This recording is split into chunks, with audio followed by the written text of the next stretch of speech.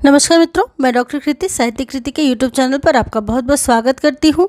आज की इस वीडियो में हम पढ़ेंगे आचार्य रामचंद्र शुक्ल जी के हिंदी साहित्य का इतिहास पुस्तक से मीराबाई के बारे में। मीराबाई के बारे में तो आप सबने सुना है, कृष्ण भक्ति की जब भी बात की जाए तो वहाँ मीराबाई का नाम ज़रूर लिया जाता है। मीराबाई कृष्ण की अनन्य भक्त थी और इन्हीं की भक्ति में ये नाचती गाती रहती थी।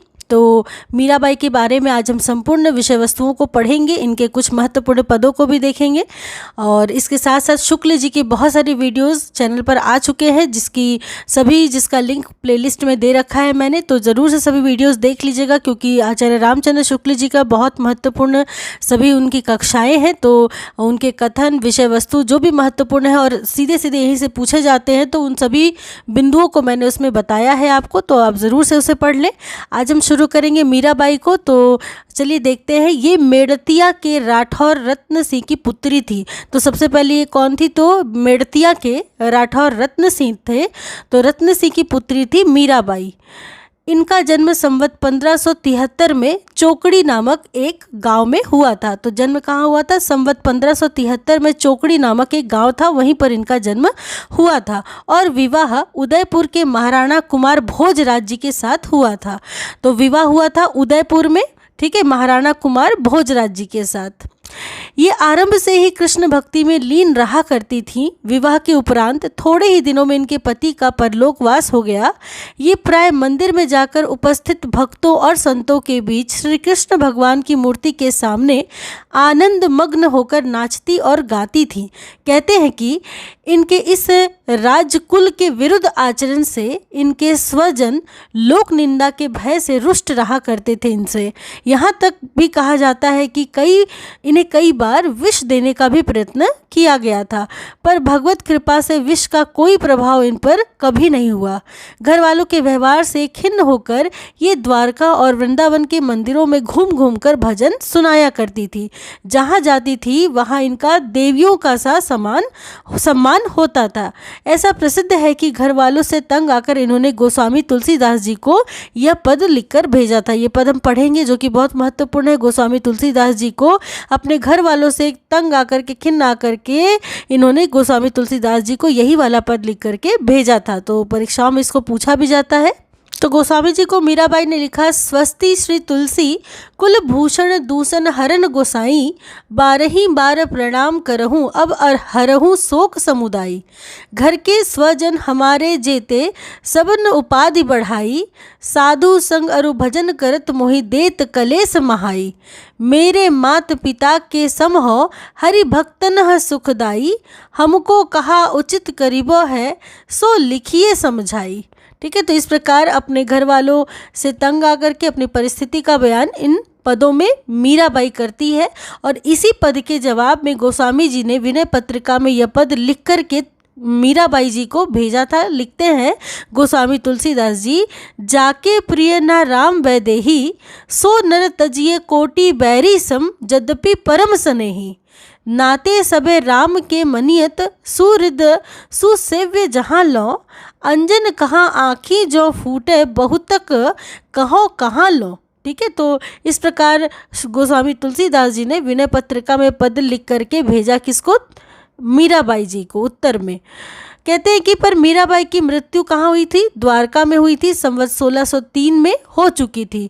तो संवत 1603 माना जाता है जनश्रुति के आधार पर मीराबाई जी की मृत्यु कहाँ पर? द्वारका में। वही बात की जाए मीराबाई की उपासना की, तो इनकी उपासना माधुर्य भाव की थी, जो कि परीक्षाओं में पूछा जाता है। किस भक्ति, मीराबाई की जो भक्ति थी वो किस भाव की थी? तो माधुर्य भाव की भक्ति करती थी मीराबाई। अर्थात वे अपने इष्ट देव श्री कृष्ण की भावना प्रियतम या पति के रूप में करती थी। पहले भी देखिए शुक्ल जी ने बताया है कि बहुत सारे कृष्ण भक्त कवियों पर सूफी कवियों का प्रभाव पड़ा था, जिनमें मीराबाई भी एक थी। ठीक है, इनकी भक्ति माधुर्य भाव की थी। जब लोग इन्हें खुले मैदान मंदिरों में पुरुषों के सामने जाने से मना करते थे, तब वे कहती हैं कि कृष्ण के अतिरिक्त और पुरुष है कौन जिसके सामने लज्जा करूं। ठीक है, तो इस प्रकार की बातें मीराबाई कहती थी।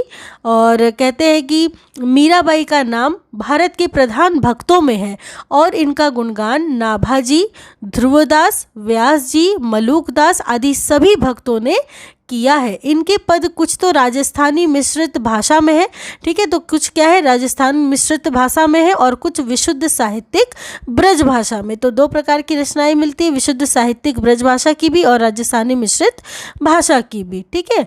तो कहती है कि पर सब में प्रेम की तल्लीनता समान रूप में पाई गई है। इनके बनाए 4 ग्रंथ कहे जाते। कितने ग्रंथ कहे जाते हैं मीराबाई के? 4 ग्रंथ। नरसिंह जी का मायरा, गीत गोविंद टीका, राग गोविंद और राग सोरठा के पद। ये सभी रचनाएं पूछे जाते हैं परीक्षाओं में, ध्यान रखिएगा। नरसिंह जी का मायरा, गीत गोविंद टीका, राग गोविंद और राग सोरठा के पद। अब हम आगे कुछ शुक्ल जी ने 2 विशेष रूप से पदों को नीचे दिया है जो कि महत्वपूर्ण भी है। तो मीराबाई का जो पहला पद है उसमें वे कहती है, बसो मेरे नैनन में नंदलाल, मोहनी मूर्ति सांवरी सूरती, नैना बने रसाल।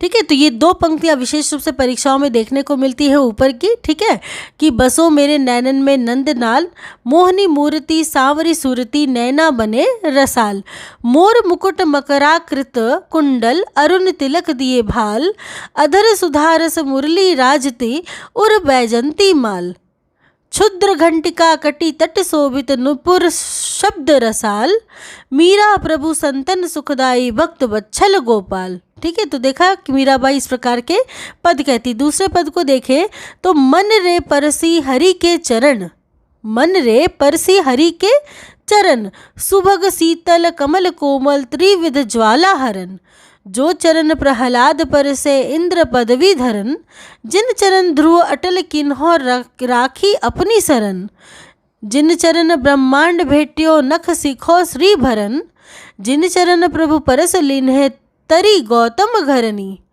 जिन चरण धार्यो गोवर्धन गर्भ मघवा हरन, दासी मीरा लाल गिरधर अगम तारन तरन। तो देखा इस प्रकार दूसरे पद में भी मीरा जी क्या कहती है, कृष्ण का ही गुणगान करती है, उनके चरणों का गुणगान करती है।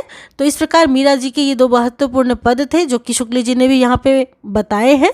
तो इस प्रकार आपने मीराबाई जी की संपूर्ण विषय वस्तु जो भी मीराबाई जी से बनते हैं उनको आपने देखा, जो शुक्ल जी ने अपनी पुस्तक में लिखा है।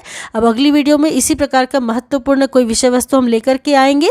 तब तक के लिए चैनल को यदि सब्सक्राइब नहीं किया है तो सब्सक्राइब करके जाइएगा, ताकि अगला वीडियो जब भी मैं अपलोड करूँ तो उसका नोटिफिकेशन मिल जाए आपको। और परीक्षा की आप तैयारी अच्छे से अच्छे तरीके से करें। कमेंट सेक्शन में कुछ पूछना हो तो पूछ सकते हैं आप मुझसे। चलिए मिलती हूँ अगली वीडियो में, तब तक के लिए आप सबका बहुत बहुत धन्यवाद।